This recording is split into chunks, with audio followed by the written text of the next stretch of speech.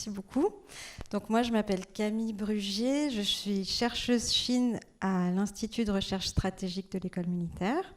Et donc du coup, je travaille pour le ministère des Armées. Donc globalement, dans mon travail, il y a une partie où je réponds à des commandes. On me demande des choses spécifiques sur la Chine. Il y a une autre partie où je fais de la recherche publique, parce que j'ai un doctorat à la base. Et en fait, je travaille sur mes sujets de prédilection, qui sont essentiellement l'économie chinoise, mais aussi toutes les questions qui sont en lien avec les chaînes de production critiques, à savoir, par exemple, les terres rares, ce genre de choses. On pourra en parler après si c'est des choses qui vous intéressent. Mais tout d'abord, on va parler de la Chine comme opportunité ou menace. La dernière chose que je voulais vous dire, c'est que je pense que c'est un point important. J'ai grandi en Chine, j'y ai passé une dizaine d'années. J'ai été pendant une grande partie de ces 10 ans à l'école chinoise, ce qui fait qu'aujourd'hui je parle mandarin, ce qui fait que j'ai fait ce que j'ai fait par la suite. Voilà. C'est juste pour donner un petit peu de contexte, je pense que c'est important. Donc la Chine, opportunité ou menace. Donc ce qui est important pour nombre d'entre vous, vous devez vous en souvenir, au début des années 2000, la Chine c'était l'Eldorado.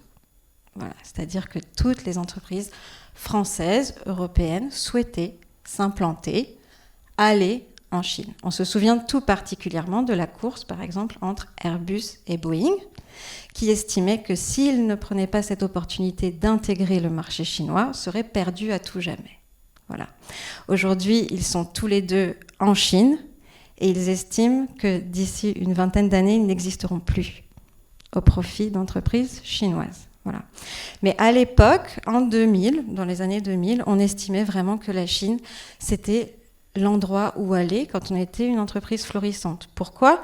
Tout simplement parce que la Chine, c'est 1,4 milliard d'habitants. Et donc, on estime à peu près à un marché d'1 milliard de consommateurs. Donc, du coup, évidemment, pour toute entreprise qui se respecte, c'est logique d'aller en Chine. Donc ça, c'était la façon dont la Chine était perçue à l'époque. Elle était beaucoup moins puissante qu'elle l'est maintenant, donc d'un point de vue politique, elle n'était pas spécialement perçue comme une menace. On voyait surtout l'opportunité économique. Aujourd'hui, les choses, elles ont changé, c'est le moins qu'on puisse dire. C'est-à-dire que d'un point de vue économique, on considère que la Chine est de moins en moins une opportunité. Dans le sens où on se dit, en fait, la Chine, elle n'a jamais libéralisé son marché, en tout cas pas autant qu'on l'aurait souhaité. Elle n'est pas considérée aujourd'hui comme une économie de marché.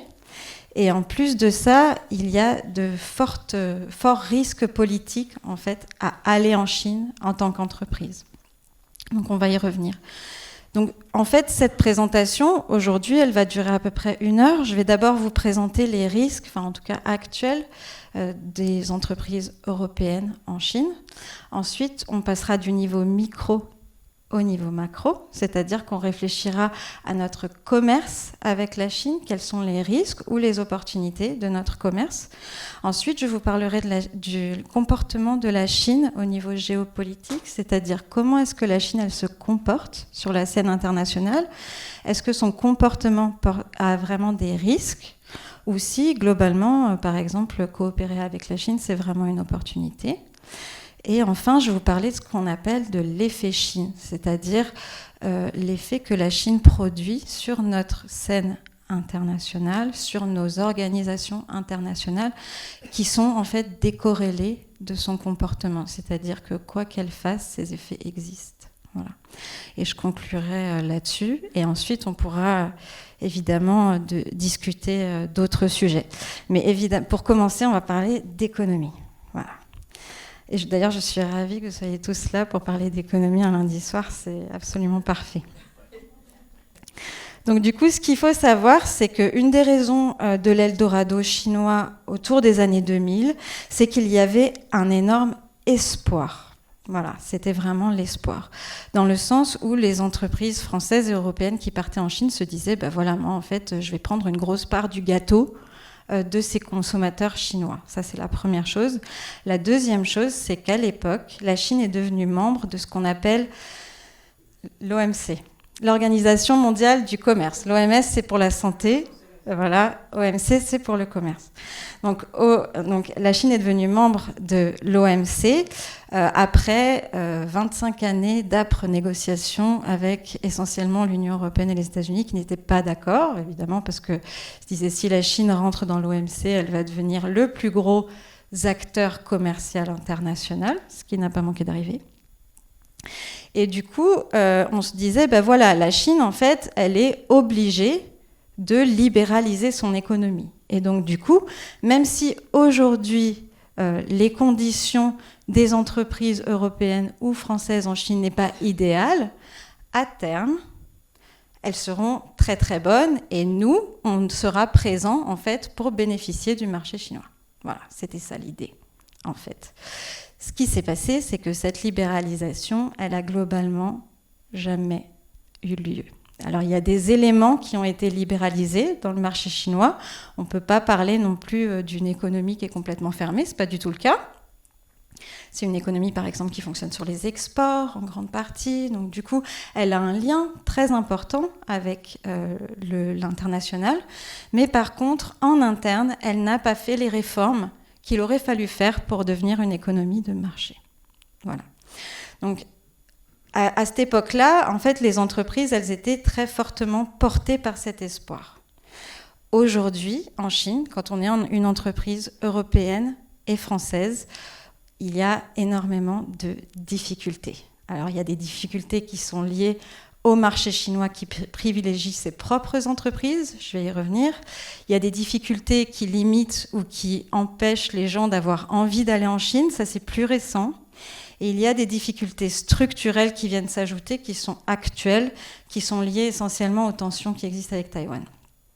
Alors d'abord les premières, le fait que les entreprises européennes et françaises, en fait, n'ont pas du tout le même traitement que les entreprises chinoises sur le marché chinois, et a fortiori que les entreprises chinoises sur le marché européen. C'est-à-dire que les entreprises chinoises sur le marché européen, elles ont globalement plus ou moins les mêmes conditions d'exercice de leur activité commerciale que les entreprises européennes sur sol européen. En Chine, c'est pas du tout comme ça que ça se passe. En Chine, la Chine privilégie avant tout ses propres entreprises, et notamment ce qu'on appelle les entreprises d'État, voilà, par rapport à des entreprises françaises ou européennes. Donc la première chose, et ça existe depuis 2000, c'est que quand une entreprise française veut s'installer en Chine, elle est obligée de créer ce qu'on appelle une joint venture, donc c'est-à-dire une espèce de nouvelle entité où en gros elle s'allie avec une entreprise chinoise locale, et c'est cette alliance-là qui devient la nouvelle entreprise. Voilà. Alors ça, si vous voulez, quand vous vous appelez Danone et que vous faites des yaourts, c'est pas un problème, d'accord ? Par contre, quand vous êtes Airbus et que votre marché dépend énormément de technologies de pointe, le fait qu'il y ait une joint venture, donc cette co-entreprise, fait que votre technologie passe dans l'entreprise chinoise. Après, elle peut réutiliser cette technologie, créer une nouvelle entreprise à elle-même, toute seule, et réutiliser cette technologie, produire en masse, voilà, ce genre de choses. Donc du coup, ça crée quelque part un déséquilibre entre les entreprises européennes et les entreprises chinoises sur sol chinoise. Il y a plein d'autres éléments. Par exemple, quand vous êtes une entreprise chinoise en France, par exemple, je pense à Huawei, vous bénéficiez d'investissements publics quand vous faites de la recherche et du développement. C'est-à-dire que, par exemple, si Huawei veut développer une nouvelle technologie de téléphonie, eh bien, l'État français, en fait, va financer en partie cette technologie. Quand l'entreprise chinoise, Huawei, par exemple, met 1 euro sur la table en recherche et développement, l'État français met 1 euro en crédit d'impôt pour Huawei. Ça, en Chine, c'est impossible pour les entreprises européennes. Donc, du coup, en fait, vous portez tout seul vos propres coûts de recherche et développement en Chine. Il y a également des éléments qui sont beaucoup plus liés aux facteurs humains. Et ces éléments sont plus récents. Par exemple, aujourd'hui, en Chine, quand vous voulez vous y expatrier, Et bien, vous avez la politique zéro Covid. Alors, je ne sais pas si vous en avez déjà entendu parler, mais la Chine a décidé de gérer le Covid de façon très différente de nous. C'est-à-dire que nous, on accepte une certaine part de personnes malades, un certain nombre de décès. En Chine, c'est zéro Covid. Donc, à partir de la première personne malade, on va confiner des quartiers entiers, des millions de personnes. Voilà, vous avez sûrement vu les images très, très impressionnantes des gens qui crient dans les immeubles. Je ne sais pas si vous avez vu l'année dernière ou l'année d'avant. Voilà, la politique zéro Covid en Chine, elle est encore active et a priori, pour l'instant, il n'y a pas de date de péremption prévue. Et donc, du coup, ça, pour les entreprises, ça veut dire aujourd'hui 3 semaines de quarantaine à l'arrivée. Je ne sais pas si vous avez imaginé, 3 semaines de quarantaine dans un hôtel. Ensuite, 7 jours chez vous. Et après, si vous êtes négatif, vous pouvez vaquer à vos occupations. En gros, ça dure 1 mois. Voilà, donc c'est quand même très, très costaud quand on veut aller en Chine. Ça limite. Les gens, ils n'ont plus trop envie, en fait, d'aller s'expatrier là-bas. À part les journalistes aujourd'hui ou les gens qui ont vraiment une activité très, très importante en Chine, il n'y a pas grand monde qui est très motivé, en fait. Il y a d'autres facteurs humains. Par exemple, aujourd'hui, il y a une propagande d'État très, très forte sur la présence d'étrangers. Donc du coup, en fait, on dit à la population, faites attention aux étrangers, ne leur parlez pas, ce sont potentiellement des espions. Ça a un impact très fort sur l'ambiance. Voilà, je vous laisse imaginer ce que c'est d'être dans un état où dès que vous dites quelque chose, on estime que vous êtes potentiellement un espion. C'est très particulier. Et ça s'applique également aux gens qui font du business. Parce qu'auparavant, par exemple, moi, en tant que chercheuse en Chine, typiquement, ils imaginent que je suis une espionne. Ce qui, en soi, paraît assez possible. Voilà. Mais par contre, quand on est un homme d'affaires, c'est plus lourd, quoi. On a des enfants, on est là. C'est pas pour ça qu'on est là. Donc, du coup, ça limite l'envie des gens de partir dans ce pays. Et enfin, la dernière chose, et ça a beaucoup, c'est quelque chose qui a vraiment beaucoup changé, c'est que, si vous voulez, aujourd'hui, les entreprises européennes sont beaucoup plus suivies d'un point de vue administratif. C'est-à-dire que quand vous faites des affaires en Chine, on va vous demander et tel papier, et tel autre. Et donc, du coup, ça suppose déjà que vous ayez une énorme connaissance de la Chine, de comment ça fonctionne, de comment est-ce que vous allez faire pour répondre à ces demandes administratives. Et en fait, ces demandes administratives, elles sont là pour dissuader. Elles ne sont pas là pour autre chose. Okay, il y a aussi une notion de surveillance accrue des entreprises étrangères en Chine, mais ce n'est pas la seule raison. C'est aussi pour limiter l'accès et l'envie de venir. Et ça, ces éléments-là, ces éléments nouveaux qui sont un peu humains, quelque part, ce sont des éléments qui sont vraiment liés à Xi Jinping, au président chinois actuel. Les présidents chinois précédents, c'était à la fois des présidents qui étaient favorables à la libéralisation économique de la Chine et aussi des présidents qui étaient favorables au développement d'une atmosphère de business plutôt positive en Chine. Aujourd'hui, on n'en est plus du tout là. D'accord ? Donc ça, c'est une partie assez importante.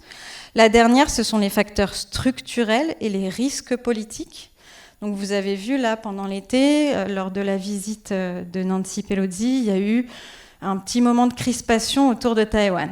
Voilà, donc entre spécialistes, on parle de la 4e crise, donc c'est pas du tout quelque chose de nouveau.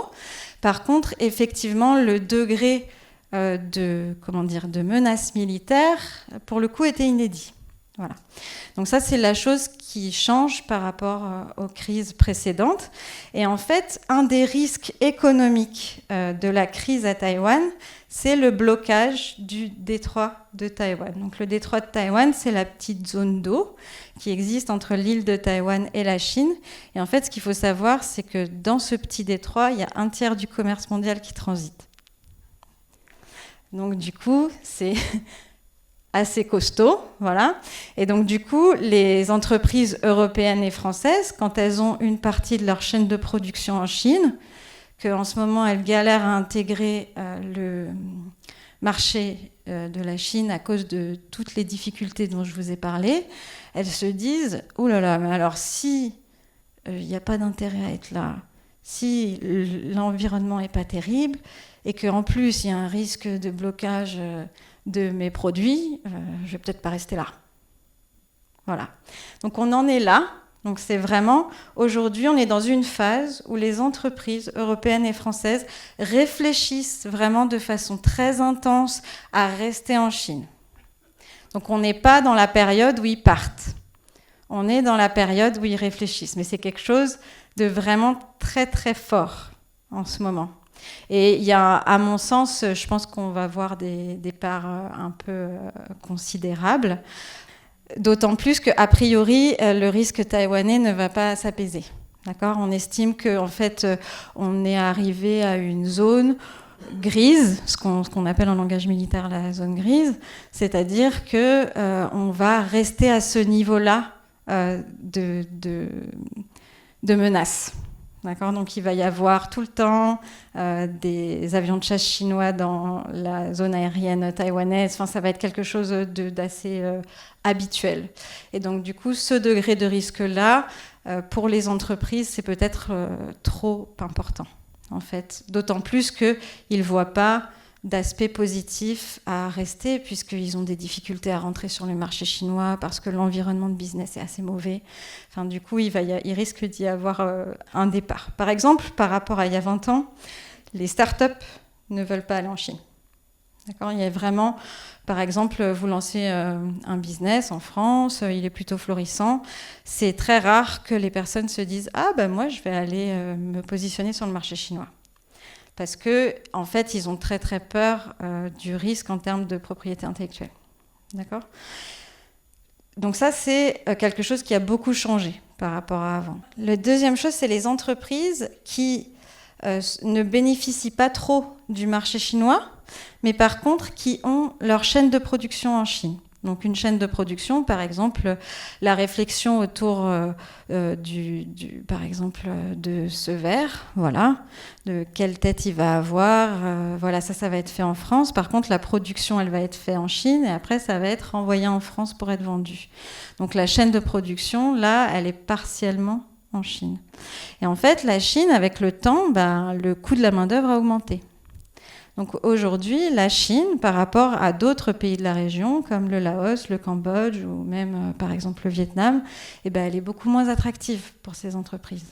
Et donc, du coup, c'est ces entreprises-là qui n'arrivent pas trop à s'implanter sur le marché chinois, qui ont leur chaîne de production en Chine, mais qui, du coup, se disent « Ah, je ne peux pas tirer profit du marché.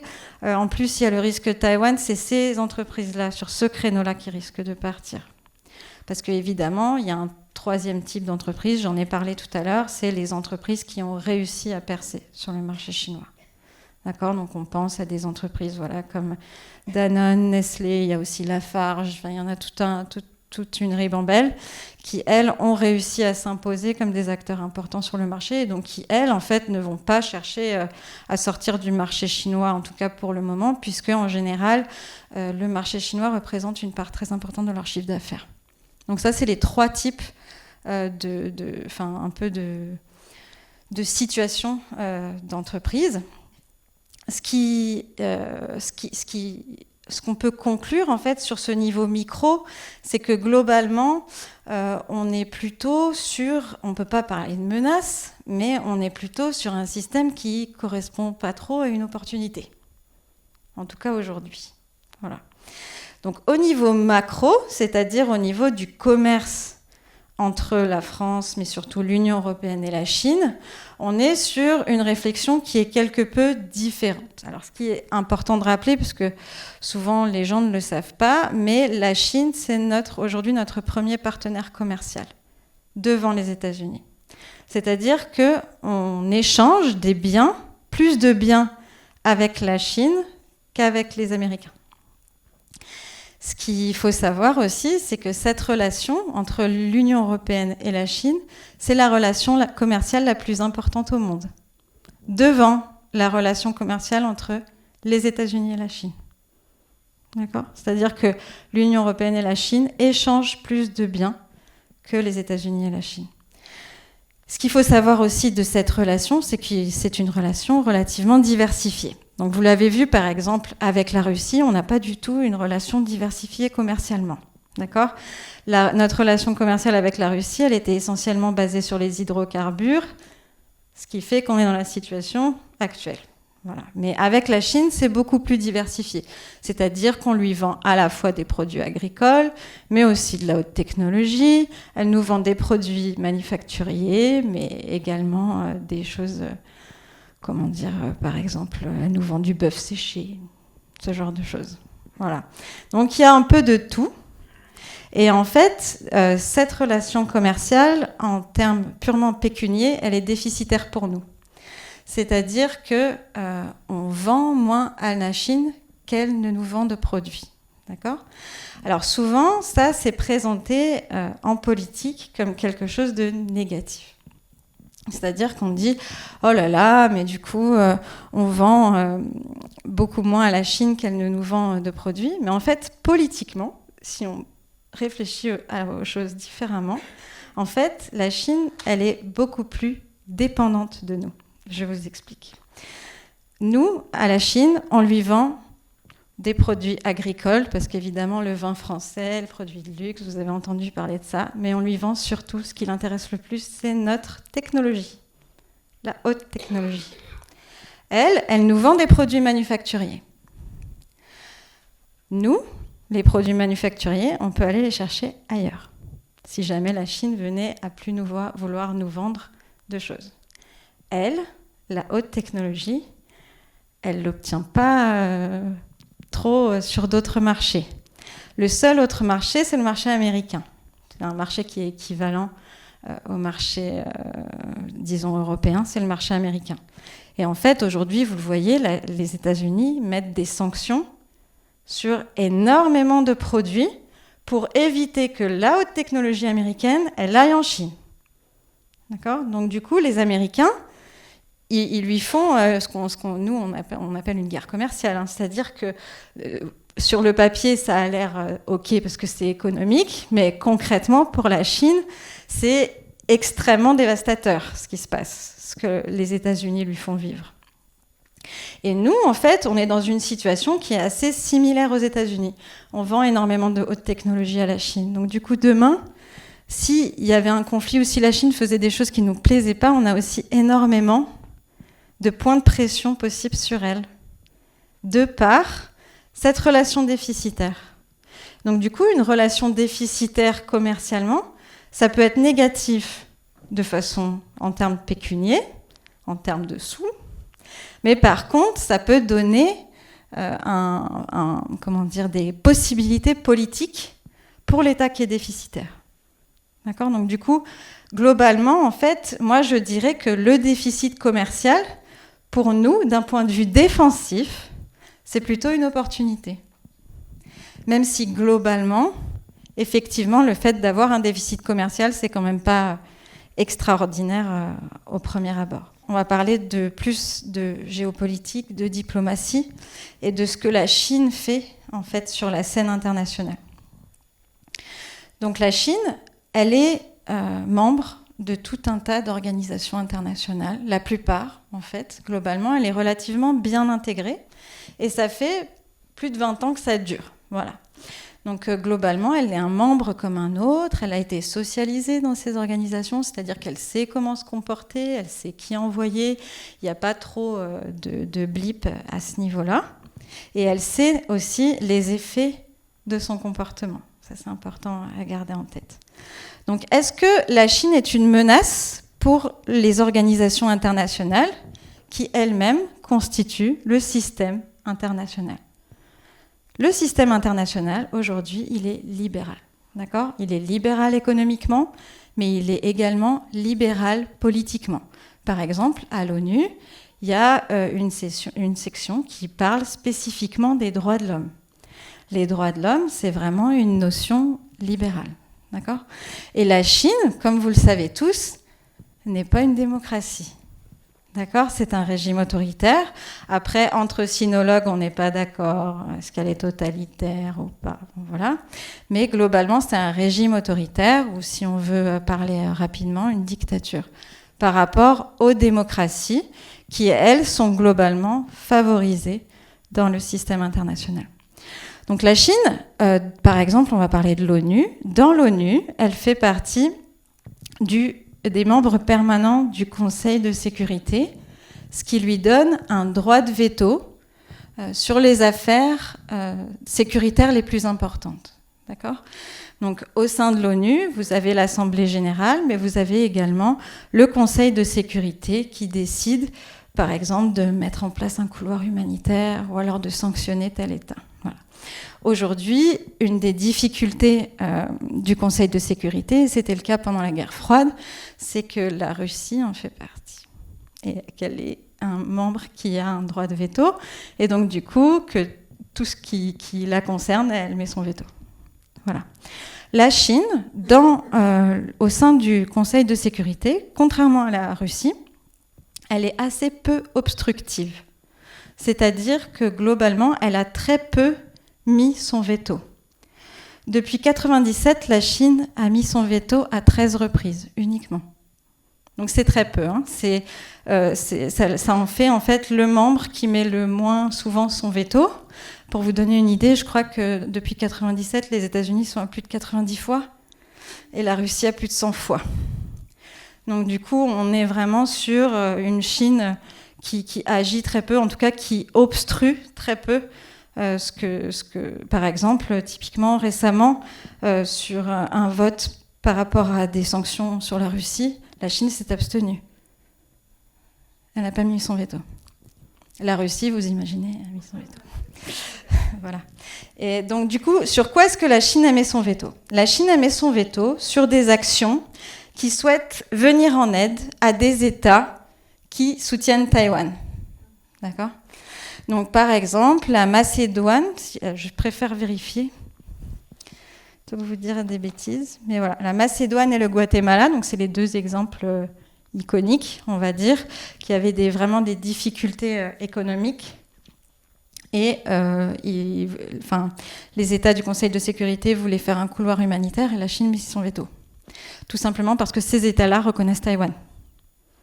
D'accord ? Donc c'est vraiment pour sanctionner, pour des raisons politiques. Hein. Ce n'est pas du tout en fait en lien avec le sujet discuté. La deuxième raison, c'est pour bloquer une norme internationale qui s'appelle la responsabilité de protéger. Donc, je vais essayer d'être le plus clair possible sur ce sujet.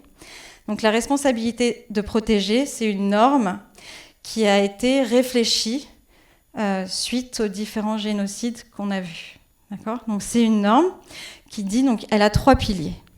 Le premier pilier, ça dit, il faut que les États protègent leur propre population des crimes contre l'humanité. Ça, c'est le premier pilier. Le deuxième pilier, c'est nous devons assister les États qui n'arrivent pas à protéger leur population contre des crimes contre l'humanité. Deuxième pilier. Troisième pilier, c'est en fait nous autorisons les États à intervenir collectivement dans un État qui n'arrive pas à protéger sa propre population. La Chine ne souhaite pas être obstructive, on l'a vu. Donc du coup, elle accepte le pilier 1, le pilier 2, mais elle a mis son veto de façon systématique sur le pilier 3. Alors cette partie-là, c'est une partie qui est super importante.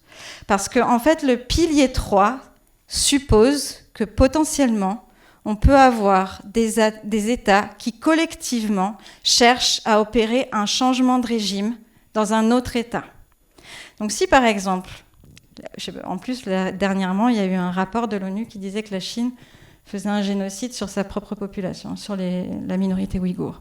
Donc on peut imaginer, la Chine, on estime qu'il y a un génocide en cours sur la population ouïghour. Eh bien, il peut très bien y avoir quelqu'un au Conseil de sécurité de l'ONU qui dit pilier 1, Voilà, la Chine doit protéger sa propre population contre les crimes pour l'humanité. Si la Chine ne fait rien, pilier 2. Si la Chine ne fait rien, pilier 3. Cependant, comme on l'a dit, la Chine, elle a le droit de veto. Donc la Chine, elle n'est pas spécialement concernée, en fait. Ça ne lui arrivera jamais. Par contre, elle, ce qu'elle souhaite éviter par ce veto systématique, c'est la légitimation de cette idée.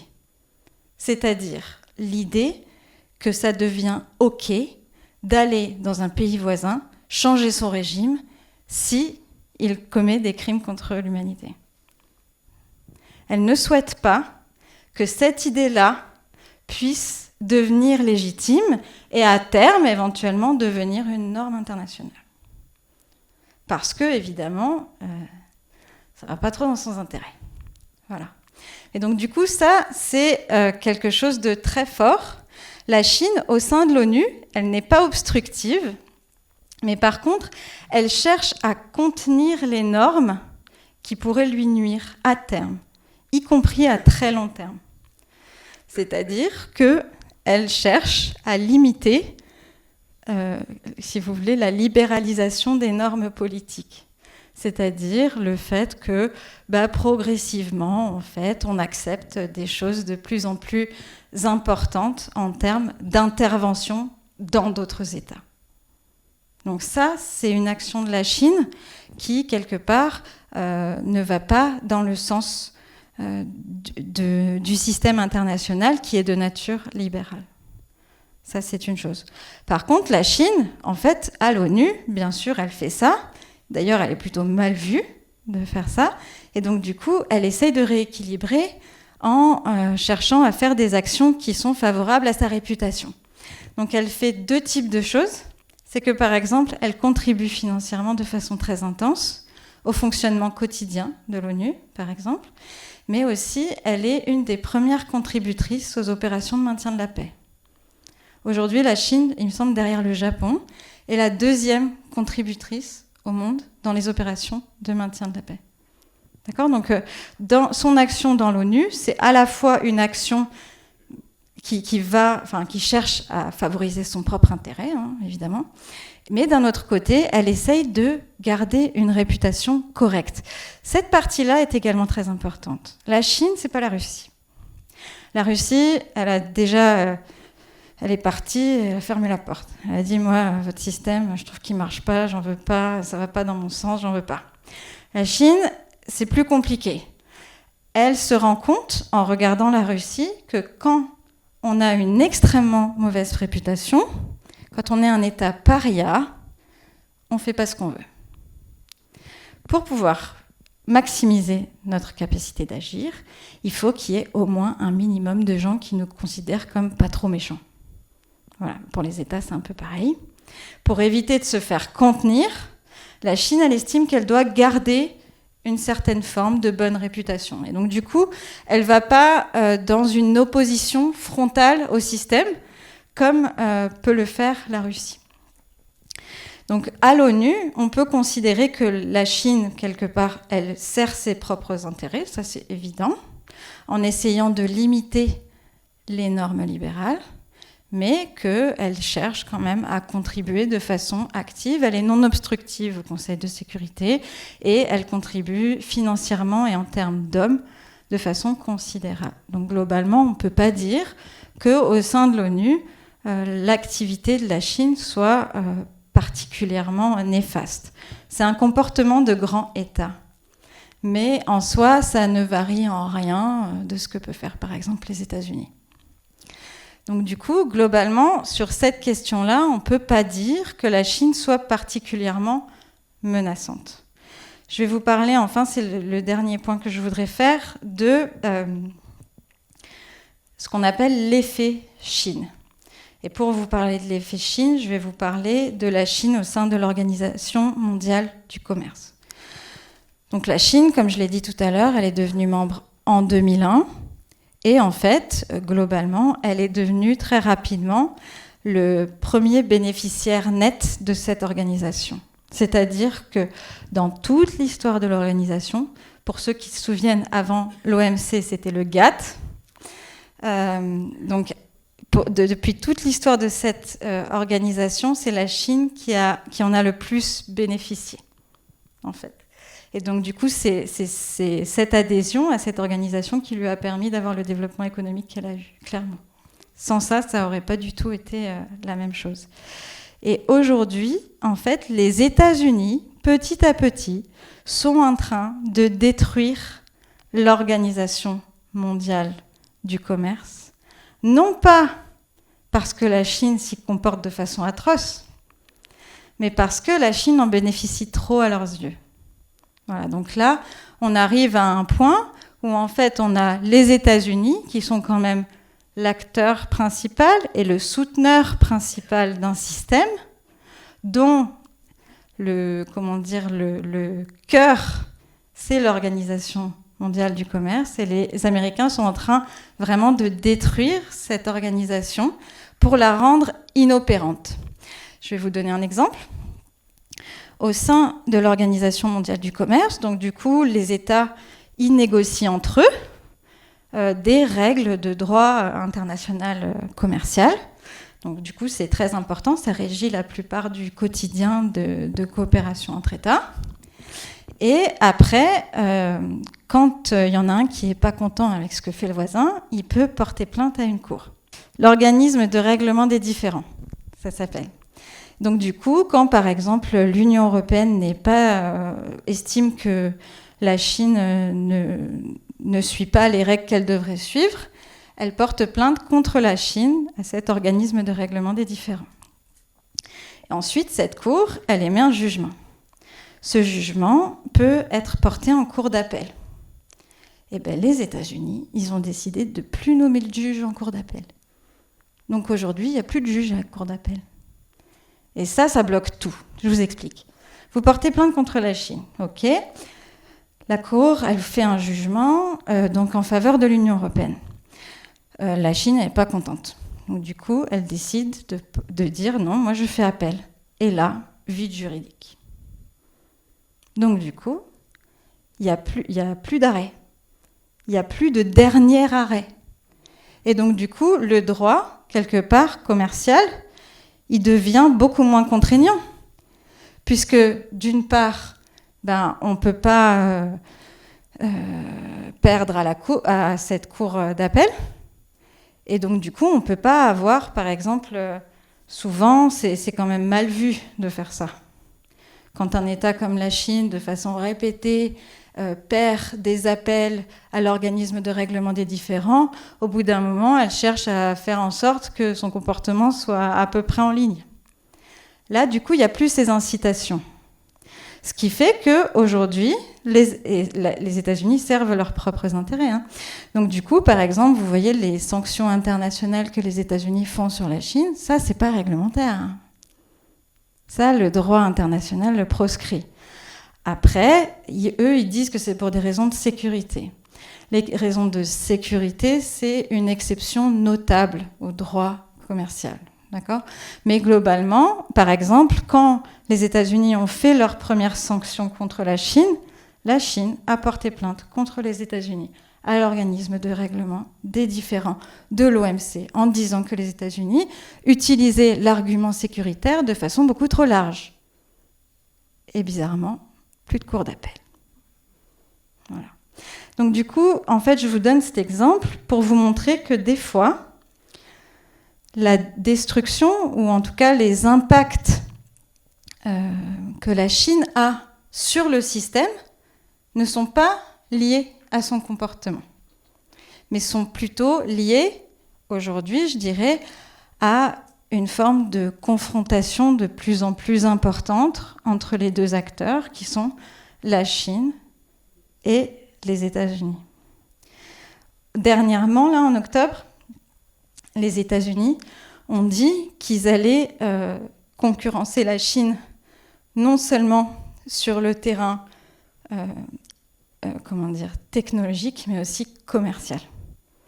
Donc du coup, il faut s'attendre à ce que ça remue dans les prochains mois et que donc du coup, il y ait vraiment une augmentation de ces sanctions qui sont portées par les États-Unis sur la Chine.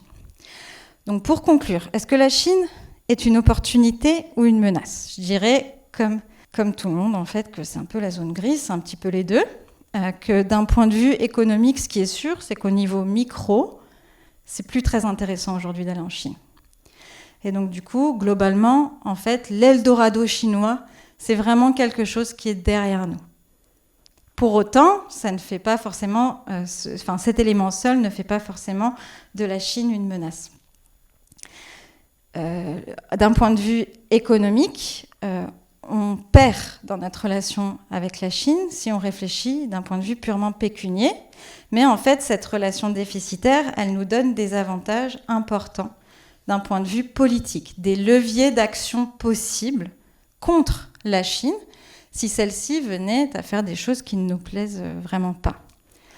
Et enfin, d'un point de vue de son comportement international, dans le système international, en fait, le comportement de la Chine pose quelque part, plus qu'une menace, elle nous fait réfléchir à une question plus philosophique. C'est-à-dire qu'aujourd'hui, la Chine, c'est un régime autoritaire qui fonctionne dans un ordre libéral. La logique de la Chine, son objectif premier, c'est d'à terme remplacer les États-Unis comme acteur principal de ce système international libéral. La question qu'il faut qu'on se pose, c'est est-ce qu'on est prêt à ça? C'est-à-dire, est-ce que ça fait sens? Est-ce que c'est OK pour nous, Union européenne par exemple, puisqu'on a des intérêts qui sont quand même divergents de ceux des États-Unis, d'avoir à la tête d'un système international libéral un État illibéral? Est-ce que ça nous va que ce système soit géré par une dictature? Et en fait, en vrai, la difficulté principale des relations à la fois entre la Chine et les États-Unis, mais aussi entre l'Union européenne et la Chine, et la raison principale pour laquelle on perçoit la Chine comme une menace, c'est la nature de son régime. C'est pas autre chose. C'est que ce n'est pas une démocratie, et ce qui nous fait encore plus peur, c'est qu'elle n'a pas envie d'en devenir une. Donc du coup, en soi, au fond, la question de l'opportunité ou de la menace de la Chine, c'est un peu une question superficielle. La Chine, elle se comporte comme un grand État. Donc des fois, elle suit les règles, et des fois, elle fait ce qu'elle veut. Voilà, comme les États-Unis. Ce qui nous pose problème, puisque ça nous pose moins problème quand c'est les États-Unis, c'est que c'est pas une démocratie. Et donc du coup, en vrai, la vraie question qu'il faut qu'on se pose, c'est est-ce qu'on est d'accord avec le fait qu'un jour, la Chine sera potentiellement à la tête de ce système? Et si on n'est pas d'accord, là, par contre, il faut vraiment commencer à agir. Je vous remercie. Merci beaucoup, c'était très intéressant et très complet. Il y a un point peut-être que vous n'avez pas abordé, c'est le développement de la géopolitique chinoise, par exemple en Afrique, en Asie ou en Amérique du Sud, et donc la place qu'elle prend et le fait qu'elle nous remplace aussi dans ces pays-là, avec un mélange de tout ce que vous avez évoqué en termes d'action. Est-ce que vous pouvez peut-être mettre un peu de perspective là-dessus ? Oui. Alors moi, personnellement, je ne suis pas du tout spécialiste de ces sujets. Mais par contre, c'est quand même des sujets qui sont évoqués de façon récurrente. Alors pour moi, ça relève de la même chose. Globalement, on est en train de perdre du terrain dans un certain nombre de régions du monde où auparavant, on a été très puissant. Et la question, quelque part, de notre point de vue, c'est plutôt la question de notre déclin. Quelque part, on voit qu'on est remplacé et on se dit, et c'est à nouveau cette question de régime, on se dit, oulala, mais c'est une dictature, là. Est-ce que c'est bien ? Et en fait, on a tendance à se dire, non, c'est pas bien. Voilà. Et c'est pas quelque chose qu'on souhaite. Et effectivement, ce qui est vrai, c'est que c'est des choses qui ne vont pas dans notre sens. C'est-à-dire que ça sert pas Aujourd'hui, l'intégration croissante de la Chine, par exemple, dans les investissements d'infrastructures dans les pays du continent africain, c'est quelque chose qui ne sert pas les intérêts de la France, clairement. Donc là, de ce point de vue-là, c'est sûr que c'est négatif. Après, d'un point de vue, si vous voulez, d'un point de vue est-ce que c'est bien ou pas en soi, je pense que c'est pas trop mon devoir de le dire, c'est plutôt une question éthique. Mais clairement, la Chine, étant le régime qu'elle est, ne va pas du tout mener les mêmes politiques que nous avons menées. Par exemple, l'Union européenne, quand elle donne de l'aide financière au continent africain, elle le fait sous conditions. Les conditions sont essentiellement politiques. C'est-à-dire qu'on demande qu'il y ait, par exemple, des élections compétitives, ce genre de choses. La Chine, elle dit non, moi je vous prête de l'argent et je vous demande rien. Donc du coup, ça ne va pas du tout dans notre sens. Hein. Ça veut dire que ça dévalue en fait nous, les prêts ou alors les investissements d'infrastructures que nous, on pourrait faire au profit de la Chine. Pourquoi ? Parce que dans beaucoup de pays du continent africain qui ont besoin de ces financements, ce ne sont pas des démocraties. Et donc du coup, quelque part, le fait qu'il n'y ait pas de conditionnement politique de la part de la Chine, on va dire les régimes autoritaires qui sont dans ces pays se disent « Ah bah c'est bien l'aubaine. Je vais pouvoir avoir de l'argent sans avoir à mettre en place ces conditions politiques. » Et donc du coup, quelque part, ça explique aussi la perte du terrain, par exemple de l'aide financière des pays européens en Afrique. Après, il y a tout un tas de questions. Par exemple, je pense sûrement que vous pensez aux investissements dans les infrastructures que fait Huawei sur place. Évidemment, ça pose des problèmes de sécurité. On a vu que Huawei faisait de la surveillance de masse. C'est quelque chose qui est plutôt établi. Particulièrement dans les infrastructures qui peuvent avoir un intérêt politique. Et donc, du coup, clairement, les intérêts de la Chine ne sont pas forcément louables. Clairement. Après, est-ce que les nôtres le sont ? Ça, c'est une autre question. Ce qui est certain, c'est que si on réfléchit d'un point de vue de notre intérêt, ça ne va pas dans notre intérêt. Ça, c'est sûr. Oui. Concernant les prêts, il me semble qu'assez fréquemment, l'Union européenne, les Européens, annulent les dettes. Alors que, est-ce que les Chinois sont prêts à faire la même chose ? Donc, ça fait aussi quelque chose qui n'est pas au bénéfice des pays africains emprunteurs. Les prêts, si je comprends la situation, les prêts, par exemple, européens sont assortis de conditions politiques, mais ils sont éventuellement, ils peuvent éventuellement être supprimés, enfin oubliés, alors que les Chinois n'ont pas de conditions politiques, mais ils sont certainement beaucoup plus durs en affaires sur le plan du business. Alors oui, tout à fait. Pour l'instant, en tout cas, c'est ça qui se passe, c'est-à-dire que pour l'instant, les prêts chinois n'ont pas encore été effacés. Il n'y a pas eu de cas d'effacement de prêts pour la Chine. Après, moi, je pense qu'à terme, elle en fera. Dans le sens où, globalement, la Chine, elle a une histoire de prêts d'une quinzaine d'années, alors que nous avons des décennies et des décennies d'histoire de prêts. La Chine, effectivement, s'il y a des États qui sont trop en difficulté une fois qu'ils ont contracté des prêts chinois, s'ils n'arrivent pas du tout à rembourser et que la Chine ne fait aucun geste, les États, à l'avenir, ils ne vont pas forcément emprunter à la Chine. Or, c'est dans son intérêt qu'ils empruntent. Donc, je pense qu'à terme, d'ici quelques temps, elle va effectivement sûrement faire ce genre de geste qu'on a vu de la part de pays européens de façon assez classique. Oui, je voulais juste demander si les exemples que vous avez donnés, que la non-réciprocité vis-à-vis des compagnies étrangères en Chine et en Europe, est-ce que c'est simplement lié au poids de la Chine dans le commerce mondial ? Et une autre question, c'est que nous avons ici une méfiance vis-à-vis des instituts de Confucius. Confucius, oui. Est-ce que c'est comparable aux méfiances que les Chinois ont par rapport aux Européens, aux Américains chez eux, ou c'est autre chose? Ok. Alors, la première question, vous demandez si, en fait, finalement, la Chine ne joue pas de son poids pour discriminer les entreprises européennes sur son sol. Alors, je vais faire un petit point technique.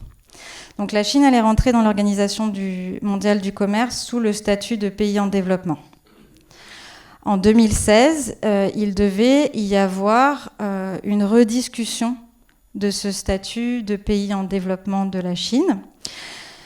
Et sauf qu'en général, quand on sort du statut de pays en développement, on obtient un nouveau statut qui s'appelle le statut d'économie de marché.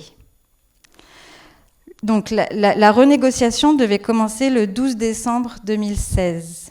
Le 11 décembre 2016, l'Union européenne et les États-Unis ont fait des communiqués de presse, tous les deux, disant qu'ils ne reconnaîtraient pas le statut d'économie de marché de la Chine. La Chine a donc décidé de ne pas rediscuter son statut de pays en développement. Ce qui fait qu'aujourd'hui, la Chine a un statut de pays en développement, ce qui est un peu étrange au sein de l'Organisation mondiale du commerce, mais c'est lié à vraiment un imbroglio politique avec l'Union européenne et les États-Unis. Et d'ailleurs, c'est très discuté. Par exemple, si vous voulez, la Russie, elle a le statut d'économie de marché. Enfin, elle avait, parce que maintenant, elle ne va plus nulle part, mais globalement, avant, on lui avait cédé ce statut, l'Union européenne et les États-Unis. Alors même que, globalement, on est tous d'accord pour dire que est bien plus avancée, y compris en termes d'économie de marché, que la Russie. Mais si vous voulez, l'impact du fait de donner le statut d'économie de marché à la Chine, c'est autrement plus impactant pour nos économies que le donner à la Russie. La Russie est une économie très faible. Par contre, quand vous donnez le statut d'économie de marché à un État, qu'est-ce qui se passe ? Globalement, il est beaucoup moins susceptible de faire l'objet de procédures de dumping. Est-ce que ça vous parle, le dumping ? C'est quand on a un produit qu'on produit, par exemple, en Chine. On va dire qu'il coûte 10 €, la totalité de la production de ce produit, et vous le vendez en Europe 9 €. D'accord ? Vous le vendez moins cher que le coût de production. C'est ça le dumping. En général, les États, ils font ça quand ils surproduisent. Et que du coup, ils ont tout un tas, de théières qui ne se vendent pas sur leur propre marché. Et bien du coup, ces théières, ils les vendent moins cher sur d'autres marchés. Ça, c'est interdit. C'est une des premières règles.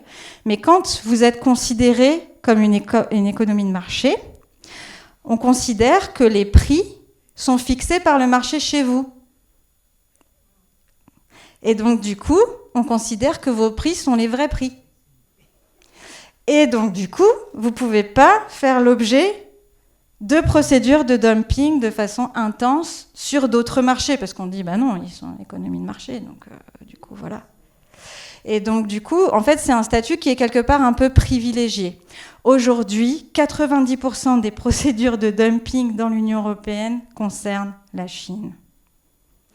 Donc, du coup, si vous voulez, un État comme l'Union européenne, il n'a aucun intérêt, mais alors vraiment aucun, à ce que la Chine ait ce statut, puisque du coup, ça lui enlèverait un outil majeur pour se protéger. J'espère que c'était clair. Oui.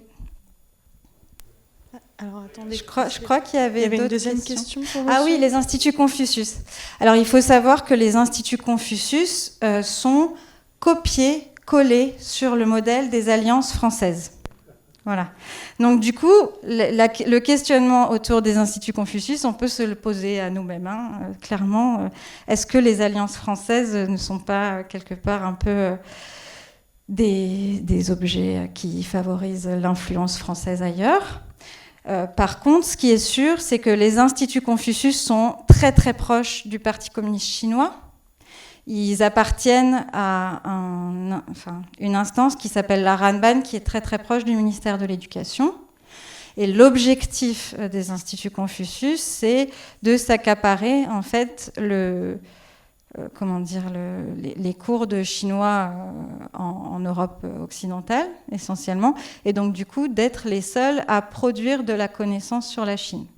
Ce qu'il faut savoir, c'est très compliqué. Par exemple, moi j'ai un niveau qui est l'équivalent d'un niveau C1. En ce moment, j'essaye de passer à un niveau C2 en chinois. Il n'y a que les instituts Confucius qui proposent ce niveau. Il n'y a aucune autre institution qui le propose. Du coup, ça fait que, globalement, ils sont en monopole. Sur plus quelque part on connaît la Chine, plus on est aux instituts Confucius. Après, est-ce que c'est tout à fait la perception qu'on a des instituts Confucius, est-ce que c'est la même perception que les Chinois ont de nous en Chine ? Je dirais que c'est plutôt au niveau individuel. C'est-à-dire qu'en Chine, il y a vraiment une propagande, mais j'ai vu ça dans des livres pour enfants, donc voilà, d'une très forte méfiance vis-à-vis des étrangers, et vraiment de dire ne leur parlez pas, voilà, c'est des espions en puissance. Et donc du coup, il y a vraiment une culture globale aujourd'hui d'une méfiance de l'étranger qui n'existait pas du tout il y a 20 ans. Pour vous, quand est-ce que la Chine deviendra la première puissance économique mondiale ? Mais je crois que les estimations, c'est après 2027. Si je ne dis pas de bêtises, ils ne sont pas d'accord entre eux. Moi, je ne saurais pas exactement vous dire. Je pense que le début des années 2030, d'un point de vue purement économique. Après, c'est vrai que les sanctions récentes risquent de vraiment les retarder d'un point de vue du développement. Mais pour autant, je pense que dans les prochaines décennies, on verra la Chine passer devant les États-Unis au niveau économique. Alors justement, je prends le relais de la question qui vient d'être posée, parce que j'ai vu une nouvelle passer là qui me semble assez récente. Il s'agit des travaux d'un universitaire américain qui s'appelle, je ne sais plus, González ou Martí, enfin un nom hispanique. Bon, en tout cas, c'est un universitaire américain et qui a observé la Chine à travers les images satellitaires. Et en particulier, il a regardé l'éclairage des cités chinoises la nuit. Et il a mesuré l'intensité de cette dépense d'énergie. Et il est arrivé à la conclusion que le développement de la Chine était largement surévalué, et il l'estime à 40% de ce qu'il est déclaré être, en fonction des mesures qu'il a effectuées de cette façon.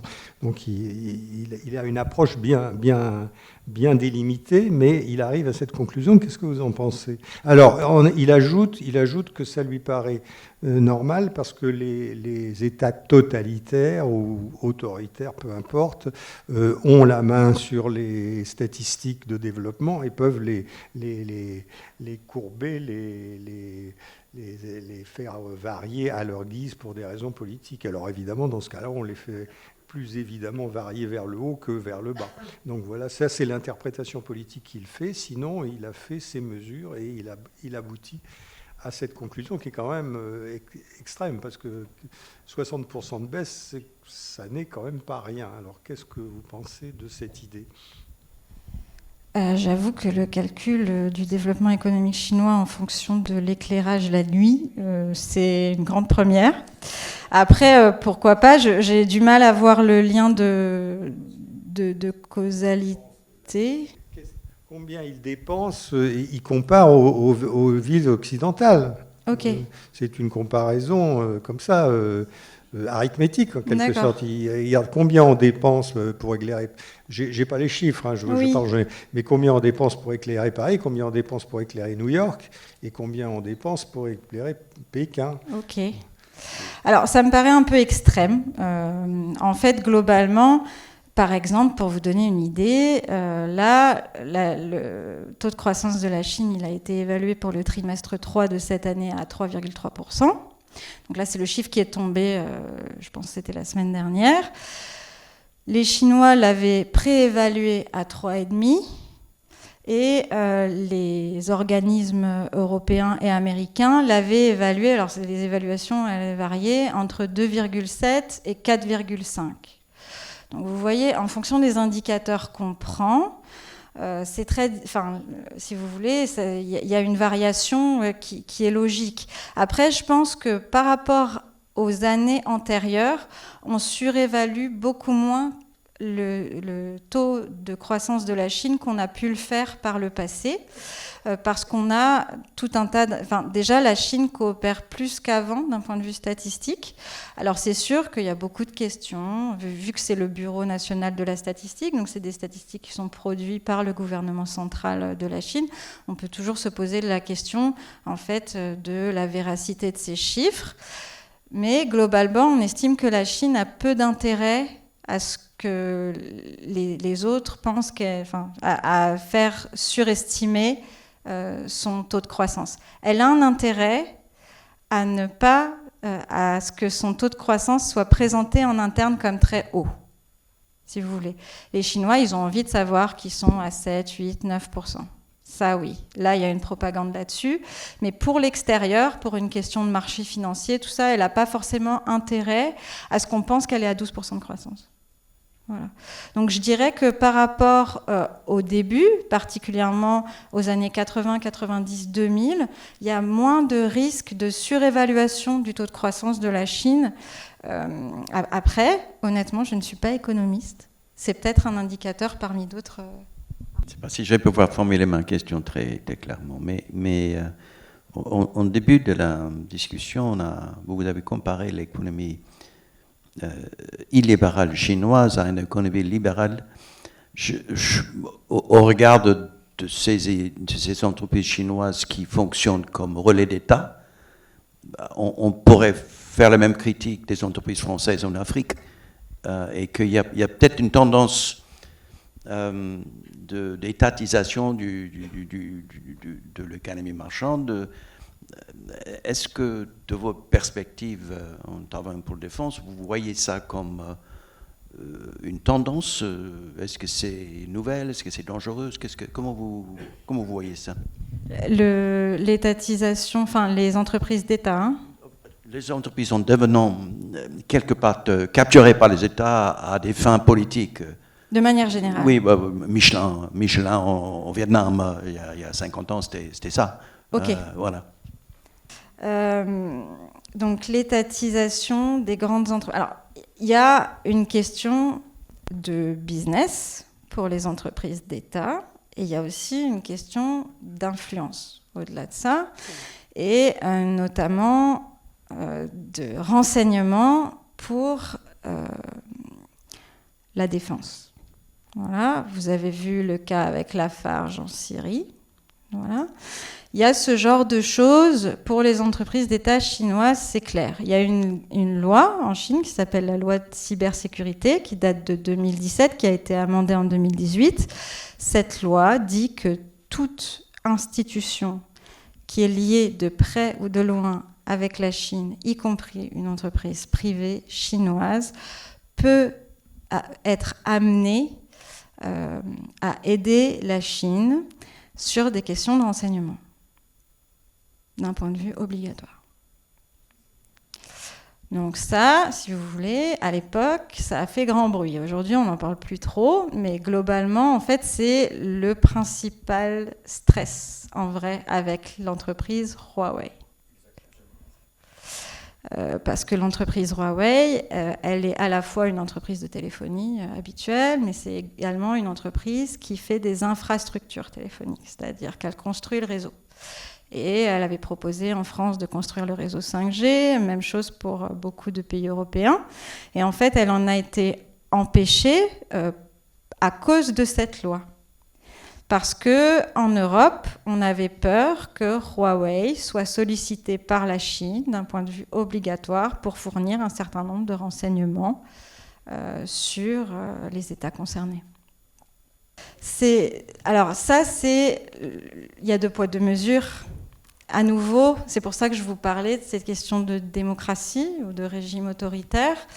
Les États-Unis font la même chose et nous, ça nous paraît plus acceptable que les États-Unis fassent la même chose. Et je pense que, en vrai, on a une convergence d'intérêts plus importante avec les États-Unis, beaucoup plus importante qu'avec la Chine. On a aussi une proximité culturelle et aussi on a un ensemble de valeurs communes qui fait que notre regard sur les actions américaines est vu avec plus de bienveillance, on va dire, que les actions chinoises du même effet. Voilà. Mais c'est sûr que, par exemple, je ne sais pas si vous vous souvenez, mais les Américains ont conduit des écoutes de leaders européens à grande échelle. On a entendu le nom de Merkel, par exemple. Alors, ça avait été très problématique à l'époque, mais c'est des choses qui souvent se tassent et ça va mieux. Mais c'est vrai que, par exemple, se poser la question de savoir si les États-Unis auraient fait la même chose nous permet souvent de mettre en perspective ce que fait la Chine. La Chine, souvent, elle se comporte comme un gros État un peu problématique. Mais en même temps, les États-Unis aussi. Donc du coup, est-ce que c'est pas juste la nature du comportement des États quand ils atteignent un certain degré de puissance de se comporter comme tel? C'est une vraie question. Oui. Bonsoir. Moi, ce que je voulais savoir, c'est que pendant un certain temps, les entreprises chinoises ont bénéficié des transferts de technologie, bénéficient aussi de programmes de formation de leurs étudiants qui veulent aller aux États-Unis et ailleurs. Est-ce que la Chine a encore besoin de transferts de technologie ou est-ce qu'elle est capable maintenant, tout comme elle a mis en place des applications comme TikTok et WeChat qui ont pris le dessus, voilà, dans des domaines comme l'aérospatial, etc. Est-ce que la Chine a encore besoin des autres pour avoir une certaine puissance, ou est-ce qu'elle peut prendre son envol toute seule? Ok, alors à nouveau, je vais être un peu technique. Donc globalement, quand vous vous développez scientifiquement, vous avez un indicateur qui s'appelle le Technology Readiness Level, TRL pour les intimes, qui en fait permet d'évaluer si votre technologie est prête à être mise sur le marché. Voilà. L'idée, c'est vraiment que la technologie, elle arrive sur le marché, qu'elle puisse être vendue sous une forme ou une autre. On estime qu'un niveau 9, c'est le niveau où la technologie, elle est suffisamment, on va dire, performante pour pouvoir être vendue. Et le 1, c'est le tout début de la recherche. C'est-à-dire, par exemple, le niveau 1, ça va être une formule mathématique. Voilà.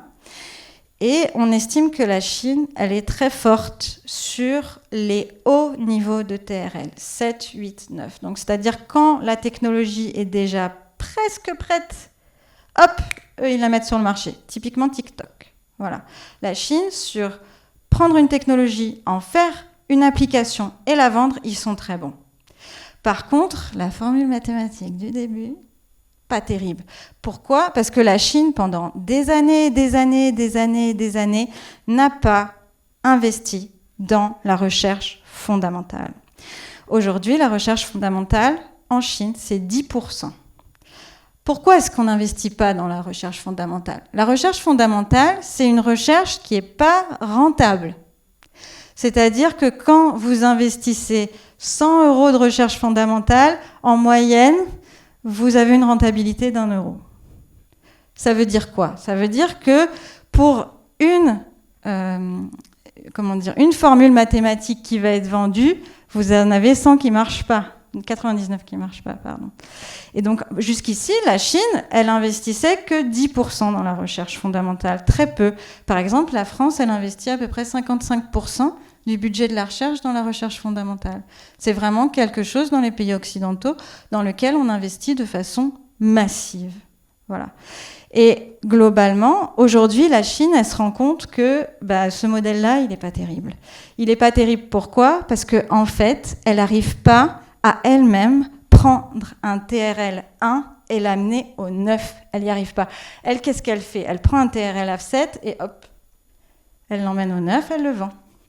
Mais ce qui est important aujourd'hui sur une technologie qui va changer le monde, comme par exemple l'intelligence artificielle, le quantique, ce genre de choses, c'est que les États européens américains, ils ont décidé de protéger cette recherche pour des questions de défense. Parce que, évidemment, ces éléments-là sont potentiellement à usage dual. Qu'est-ce que c'est à usage dual? Ça veut dire que ça peut être utilisé dans l'économie civile, mais ça peut également être utilisé pour développer, par exemple, de l'armement. Donc, du coup, cette recherche est protégée. Et la Chine, elle sait que pour devenir première puissance technologique mondiale, il va falloir qu'elle sorte ce qu'on appelle une technologie de rupture. Qu'est-ce que c'est une technologie de rupture? C'est une technologie qui change la face du monde. L'exemple le plus important étant Internet. Donc vous avez eu une vie avant Internet, vous avez eu une vie après Internet. Ça a changé tout, d'un point de vue économique, la façon dont on fait les choses. Et bien en fait, aujourd'hui, on attend la prochaine technologie de rupture. Et la Chine sait pertinemment bien que si elle n'investisse pas dans ces bas niveaux de TRL scientifiques, elle n'arrivera pas à sortir une technologie de rupture. Et donc, du coup, elle n'arrivera pas à devancer les États-Unis sur ces questions. Ce qui est sûr, c'est qu'aujourd'hui, la Chine est complètement dépendante de notre technologie pour son développement économique, mais également pour son développement militaire. Aujourd'hui, les sanctions américaines visent à limiter, voire empêcher complètement le développement économique et militaire chinois. Les sanctions, aujourd'hui, elles visent une technologie moyenne. Vous en avez sûrement entendu parler, c'est les semi-conducteurs. Tous les produits numériques ont besoin de semi-conducteurs, mais en soi, c'est pas ce qu'on appelle de la technologie de pointe, dans le sens où le semi-conducteur, il a été créé, inventé dans les années 70, et après, il a progressé, il est devenu de plus en plus petit, de plus en plus petit, de plus en plus petit. Mais à part devenir plus petit et plus puissant, en fait, il n'y a pas eu de changement technologique majeur. Donc du coup, c'est vraiment une technologie des années 70, mais c'est une technologie que la Chine n'a pas. Comme la Chine est arrivée plus tard sur le marché, elle s'est dit « Oh ben non, les semi-conducteurs, je ne vais pas m'occuper de ça, je vais l'acheter aux autres. Et par contre, je vais développer tout ce qui vient après. » Et en fait, finalement, en soi, c'est absolument intelligent, même si c'est machiavélique de la part des États-Unis, de dire à la Chine et aux coopérants de la Chine, cette technologie, c'est une technologie américaine, et bien vous n'avez plus le droit d'utiliser. Parce que du coup, qu'est-ce que ça fait à la Chine? Ça fait que la Chine n'a plus de semi-conducteurs, elle ne peut donc plus faire la suite de la technologie de pointe. Et qu'est-ce que ça fait? Ça fait que la Chine doit investir massivement dans une technologie que tout le reste du monde a, qui date des années 70, mais qu'elle n'a pas développée en interne. Elle n'a pas, donc, du coup, de technologie indigène autour des semi-conducteurs, ce qui l'empêche de progresser dans le reste. Et en fait, les sanctions américaines récentes sont toutes des sanctions de ce type. Eux, ils ont investi. Eux, ils ont cette technologie. C'est une technologie qui est brevetée américaine. La Chine, elle l'a pas. Ce qu'on appelle une technologie indigène, c'est-à-dire une technologie qu'on produit soi-même, cette technologie, elle l'a pas. Oui, alors Taïwan, c'est la partie, enfin pour la Chine, c'est la partie de la Chine qui produit les semi-conducteurs. Évidemment, Taïwan s'est retrouvé dans une situation extrêmement délicate quand les États-Unis ont décidé de faire ce moratoire sur les semi-conducteurs, puisqu'ils se sont dit « Ouh là là, on est les seuls producteurs de semi-conducteurs potentiels pour la Chine, est-ce qu'ils ne vont pas débarquer sur l'île pour prendre en fait cette production, hein, tout simplement ?» C'était avant les échauffourées récentes, et c'était vraiment une question qui faisait peur aux Taïwanais. Là, très récemment, en octobre, les sanctions américaines sont allées encore plus loin, dans le sens où elles ont interdit aux talents venant de pays producteurs de travailler en Chine. Ce qui aujourd'hui pose un problème supplémentaire à la Chine. Pourquoi ?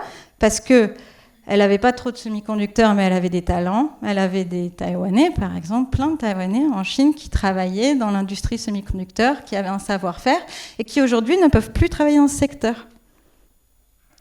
Et donc du coup, il faut s'attendre à ce qu'il y ait une montée en puissance, en fait, de ce genre d'action de la part des États-Unis sur différents secteurs. Pas forcément que les semi-conducteurs, même si les semi-conducteurs sont vraiment évidents pour elles. Enfin, juste dans la réponse que vous venez de faire, de quelle façon les Américains arrivent à interdire aux Chinois de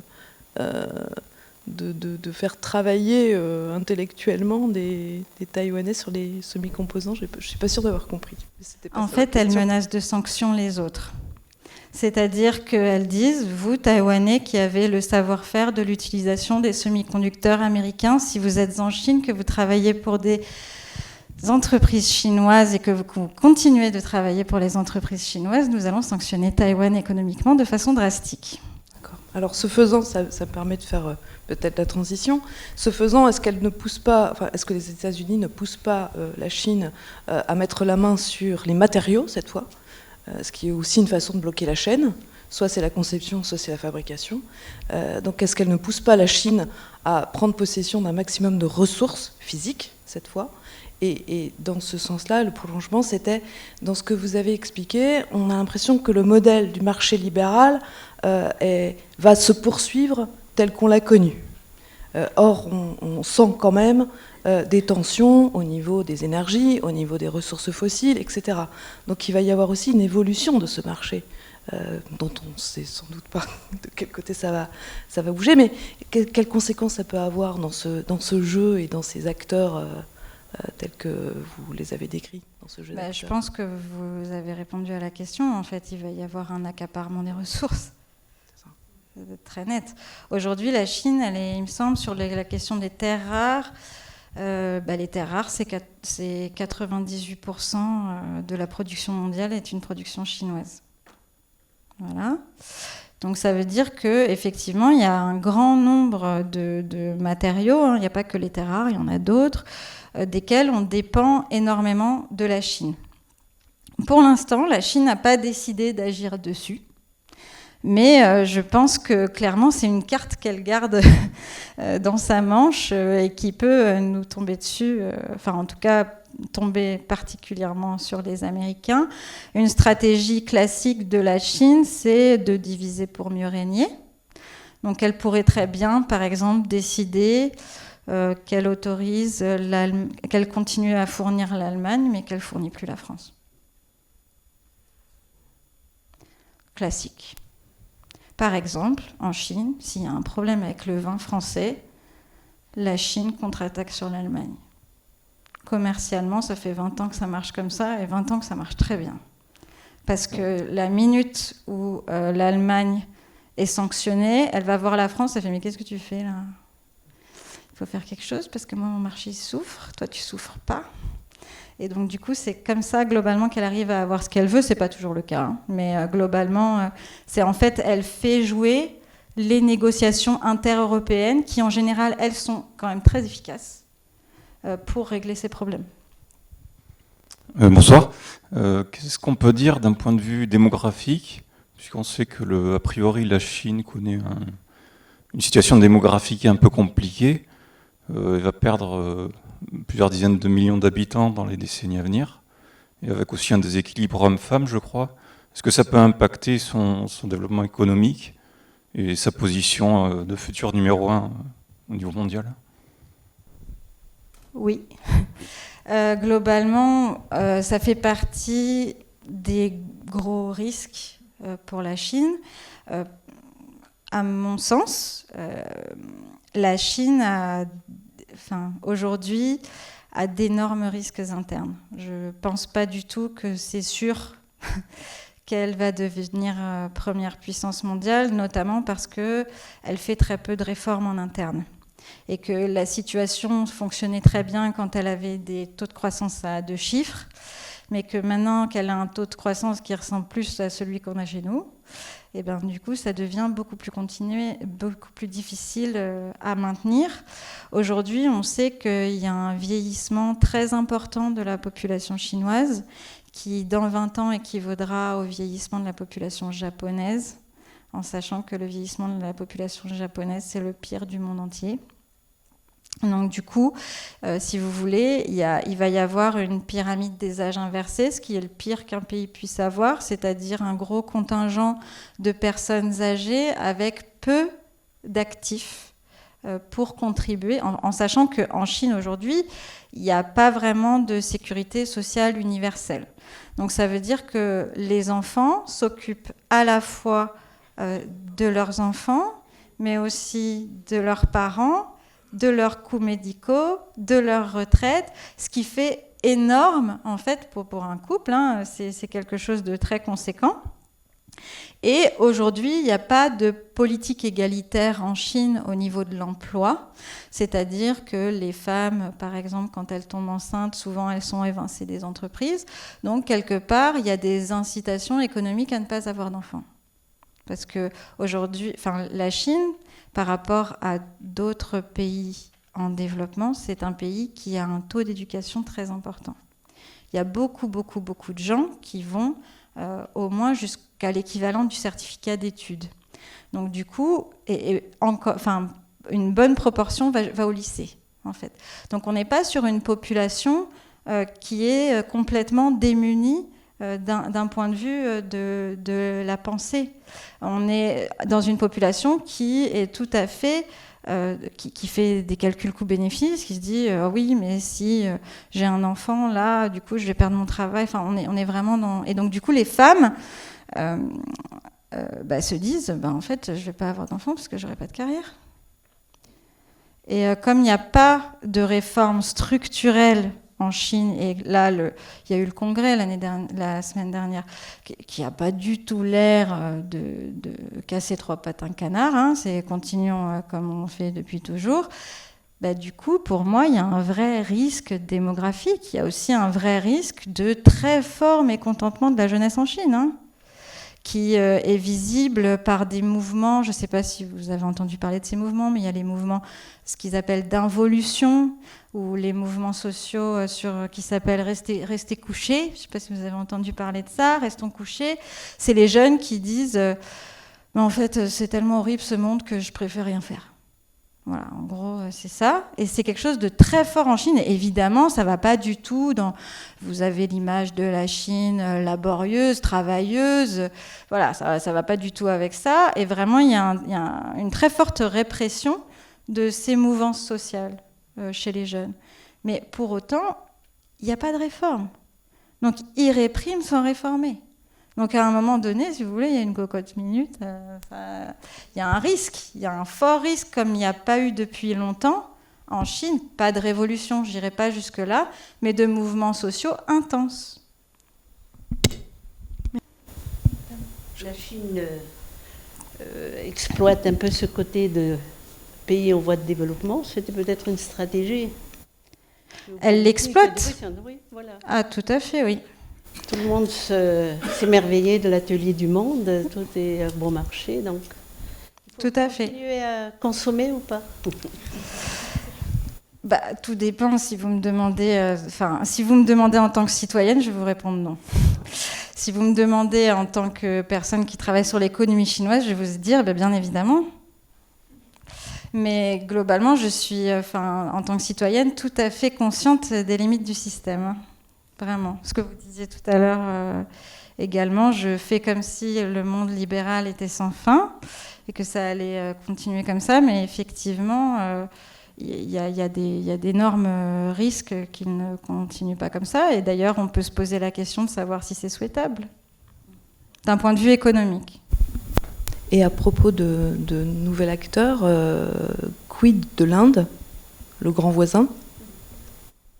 Alors ça, c'est vraiment mon point noir. Je ne sais pas trop quoi vous répondre sur ces questions parce que je ne suis vraiment pas du tout au courant, en fait. Mais effectivement, je pense que la Chine, d'un point de vue de perception, ça je peux vous répondre là-dessus, la perçoit pas comme un risque majeur. Elle estime que pour l'instant, d'un point de vue économique, elle n'est pas suffisamment développée, trop de problèmes internes, et qu'il n'y a pas forcément de souhait véritable de la part de l'Inde de la concurrencer vraiment de façon féroce, en tout cas pour le moment. Mais effectivement, si vous voulez, les relations, c'est comme avec tous les autres voisins, hein, les relations avec l'Inde ne sont pas... en ce moment, il y a plein d'échauffourées, enfin, c'est vraiment complexe comme relation, mais je préfère pas trop m'avancer là-dessus parce que je connais très mal. Merci. Oui. Oui, bonsoir. Une petite question concernant l'Europe. On voit qu'elle est très divisée en ce moment face aux nouvelles routes de la soie là, que la Chine développe. Est-ce qu'il y a un espoir que la situation s'améliore et qu'à terme, il y ait une meilleure coopération entre les différents pays? On voit que l'Allemagne joue cavalier seul à l'heure actuelle. Est-ce qu'on peut quand même garder espoir? Moi, je garde espoir. Hein. Je pense que notre seule possibilité de coopérer avec la Chine, c'est de coopérer en tant qu'Union européenne. Je pense qu'il n'y a pas d'autre solution. Je pense que c'est absolument ridicule de penser que nous, France, on va faire quoi que ce soit. Vraiment, il y a zéro possibilité. Donc du coup, c'est notre seule possibilité. Le truc qui me rassure, c'est que c'est pareil pour l'Allemagne. C'est-à-dire que l'Allemagne a beau être peut-être un petit peu devant nous économiquement par rapport à la Chine, elle ne fait pas le poids. Et donc du coup, elle a des incitations très fortes finalement à coopérer. Après, si vous voulez, les cavaliers seuls vis-à-vis de la Chine, c'est pas le premier, sûrement pas le dernier qu'on verra. La France a fait exactement la même chose en 2018, c'était sous Macron. Du coup, Macron, il est un petit peu en difficulté pour dire à Olaf Scholz, en fait, t'y vas pas, puisque lui, il a voulu, en début de mandat, faire exactement la même chose. Donc du coup, c'est une situation qui est un petit peu compliquée. Pour autant, je pense qu'il y a un espoir dans le sens où je pense que les deux acteurs sont conscients qu'ils n'y arriveront pas autrement.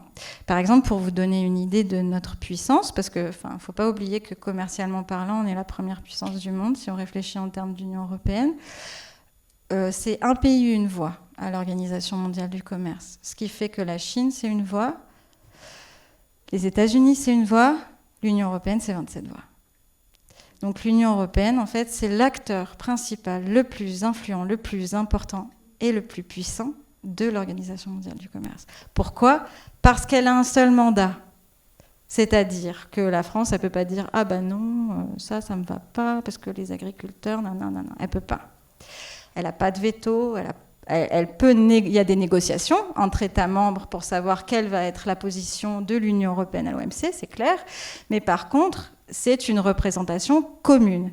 Et c'est toujours là qu'on est les plus forts. À quel point en est la Chine dans son développement économique interne autoproductif? Parce que c'est ça la vraie question en fait. Les Chinois sont en train de faire une grosse transition depuis 40 ans entre l'agriculture et l'industrie et les services.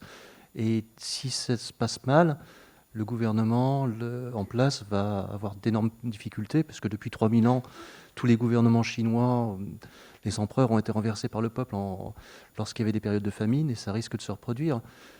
Donc plus les pays européens, enfin de l'Ouest, les États-Unis, ont intérêt à ce que, quelque part, au moins pendant les 20 prochaines années, le temps de délocaliser de la Chine vers chacun chez soi, ça se passe plutôt bien, pour que le gouvernement chinois réussisse cette transition, non? Donc à quel point ils en sont? Alors, au niveau de la croissance chinoise, elle est composée très différemment de notre croissance à nous. Nous, par exemple, on dépend énormément de la consommation intérieure.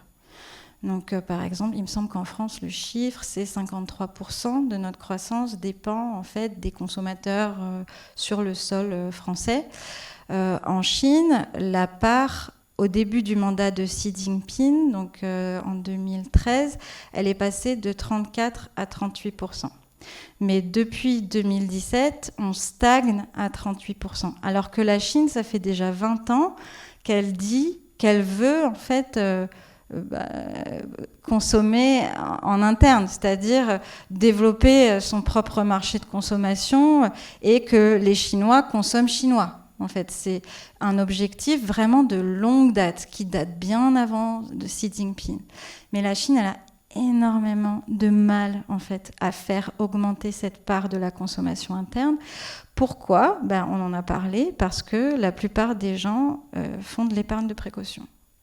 Parce qu'ils ont des parents qui vont vieillir, parce qu'ils ont des enfants qui vont vouloir aller à l'université, parce qu'il faut prévoir pour un coup dur, parce que quand on n'a pas de sécurité sociale, de filet de sécurité, on dépend uniquement de l'argent qu'on a amassé jusqu'ici. Donc la Chine, c'est un des pays où il y a le plus d'épargne au monde. C'est vraiment très très fort. Et malgré le fait qu'il y a en Chine vraiment un souhait de la part du gouvernement de faire augmenter la consommation, en Chine, ils n'y arrivent pas, à cause justement de cette épargne de précaution. Et autant vous dire que les confinements successifs, ça n'a pas du tout arrangé les affaires. Donc aujourd'hui, on est vraiment à 38%. Le moteur un peu vieillissant de l'économie chinoise, ça reste l'investissement dans les infrastructures. C'est-à-dire que pour relancer l'économie, à chaque fois, l'État dit on va construire un pont, ça va créer des emplois. Voilà. Mais on estime que la Chine commence à saturer l'infrastructure. C'est-à-dire qu'on arrive à un point où en fait elle est bien dotée. Et où finalement construire un pont supplémentaire, ça n'arrange pas forcément la vie des gens.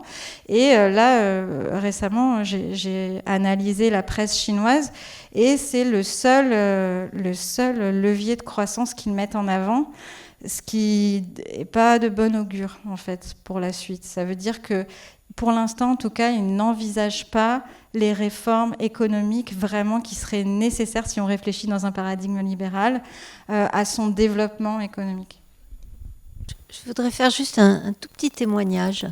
Je suis médiatrice éducation nationale et enseignement supérieur à Paris. Et pratiquement tous les 2 mois, nous recevons une quinzaine ou une vingtaine de plaintes. Enfin, c'est en chinois, alors il faudrait qu'on fasse appel à vous quelquefois pour traduire. Mais parfois, certains d'entre eux... C'est un genre de class action. Ils font tout ça ensemble. Et quand quelques-uns parlent anglais, on arrive à comprendre qu'ils viennent massivement via des organismes chinois qui les envoient en France, dans des écoles de commerce totalement privées, qui en fait sont des arnaques monumentales. Et donc on s'est toujours interrogé sur ce réseau. Alors nous, on n'a qu'une petite partie, bien sûr. Quand on en a 15 qui se plaignent, il y en a probablement 70. Mais c'est très étonnant, ce réseau qui vient comme ça en France, très organisé, mais vers le privé. Alors, ce réseau, il existe aussi dans le public. En fait, aujourd'hui, ce n'était pas le cas il y a quelques années, mais aujourd'hui, quand vous êtes étudiant, vous voulez venir étudier en Chine, vous êtes à 95% membre du Parti communiste chinois.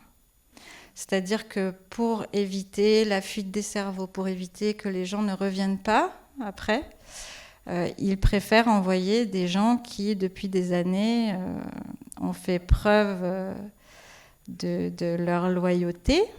Voilà. Et donc, du coup, ce qu'on voit, c'est effectivement des flots d'étudiants qui viennent toujours par les organismes d'État, ce qui était beaucoup moins le cas avant, ça c'est clair. Mais en fait, ça, qu'est-ce que ça reflète ? Ça reflète surtout le fait que le parti veut de plus en plus avoir la main mise sur ses étudiants.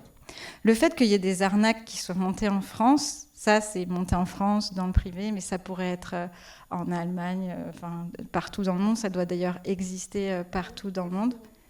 Mais moi, ce qui m'interpelle, c'est que finalement, avant, on avait beaucoup d'espoir dans l'idée que justement, dans les échanges internationaux avec la Chine, ça allait augmenter nos capacités de coopération, de compréhension mutuelle, de notre capacité de travailler avec eux, hein, en fait. Et quelque part, à terme, il y avait quand même cet espoir-là de les convertir. Voilà. Cet espoir, je pense, il est fini, hein. Mais par contre, pour autant, je pense que c'est pas parce qu'on n'a plus d'espoir de les convertir qu'il faut pour autant arrêter d'essayer de coopérer. Moi, je fais partie des gens, vous l'aurez compris, qui pensent que ça serait vraiment très, très détrimental pour nos intérêts de ne plus parler à la Chine. Je pense que c'est extrêmement risqué de faire ça, pour nos intérêts, hein, pas pour la Chine. Parce que moi, par exemple, je le vois aujourd'hui, je ne peux plus aller en Chine. Donc, ma capacité de compréhension de la Chine, j'en suis consciente, au fur et à mesure du temps, elle va s'étioler. Parce que j'aurai moins de souvenirs, j'aurai moins de prise avec ce que c'est que la réalité administrative de la Chine, la vie en Chine, la réalité de la Chine. Au fur et à mesure du temps, j'aurai plus ça. Et il y a beaucoup de mes collègues qui disent « Oui, mais aujourd'hui, on peut tout faire en open source. En source ouverte, on fait tout. » Sauf que il y a un risque avec ça, parce que la Chine, elle est très consciente qu'on utilise les sources ouvertes pour la comprendre. Moi, le risque que je vois, c'est qu'à terme, en fait, on lise et qu'on puisse analyser, y compris en source originale, que les choses que le Parti communiste chinois veut bien nous voir lire. Et donc, je pense que le fait d'aller sur place et de pouvoir aller sur place et de garder des canaux ouverts pour aller sur place, c'est quelque chose d'absolument fondamental pour qu'on évite de tomber dans une logique de guerre. À terme, l'idée, ça va être la Chine, c'est l'ennemi. Puisqu'on ne la connaît pas. Enfin, il y a quelque chose, à mon sens, je vous le dis, hein, on n'est pas du tout tous d'accord sur la question. Hein. J'ai des collègues là où je travaille qui pensent que vraiment la Chine, il ne faut plus coopérer avec elle. C'est quelque chose qui est très débattu.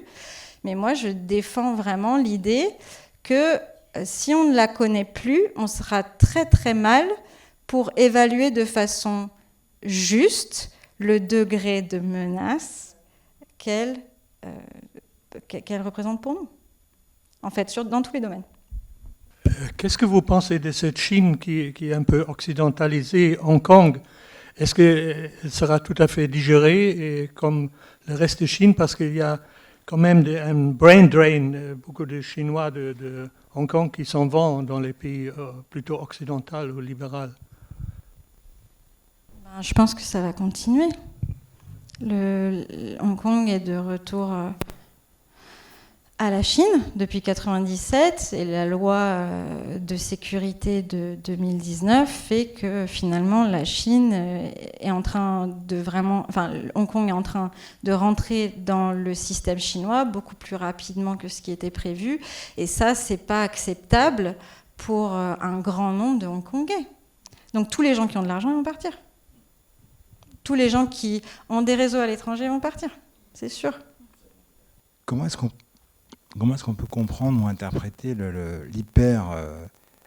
l'hyper-sécurité sur la gestion de la crise Covid et l'aversion totale d'avoir des morts du Covid en Chine?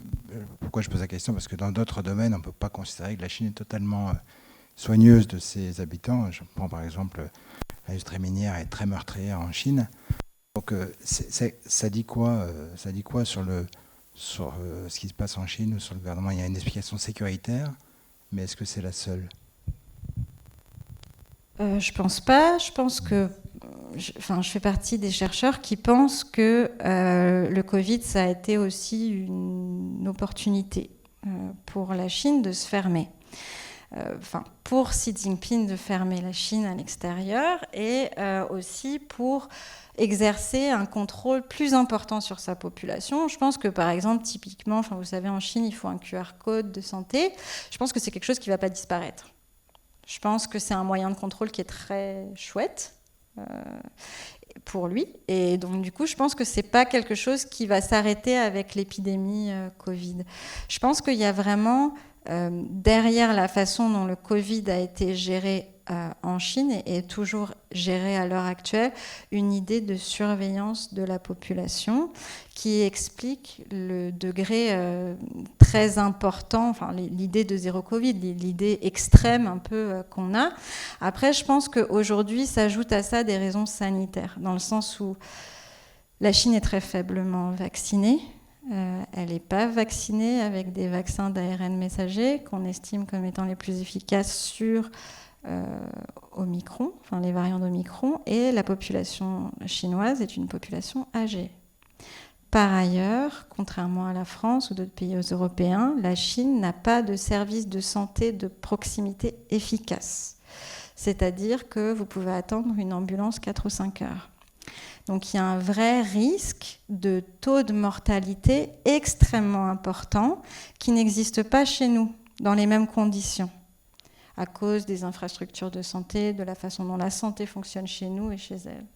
Donc du coup, c'est quand même un vrai risque pour, on ne peut pas dire ça, que c'est pas risqué pour les politiques d'ouvrir la Chine, ça l'est. Parce que le nombre de morts risqués pour la Chine est bien plus important que le nombre de morts que nous risquons, nous. On peut très bien se retrouver, j'ai entendu des chercheurs dire ça, avec 150 000 morts par jour en Chine. Aujourd'hui, ils sont en train de négocier la réouverture. En ce moment, c'est vraiment le sujet qui est sur la table. Globalement, le moment, ça sera après ce qu'on appelle les 2 grandes conférences qui sont un moment politique important dans la vie politique chinoise. Donc ça sera après le mois de mars. Donc on pense à peu près à cet horizon-là que la Chine va commencer à réouvrir ses frontières. Par contre, il y a peu de chances qu'on revienne à l'état pré-Covid pour une question politique.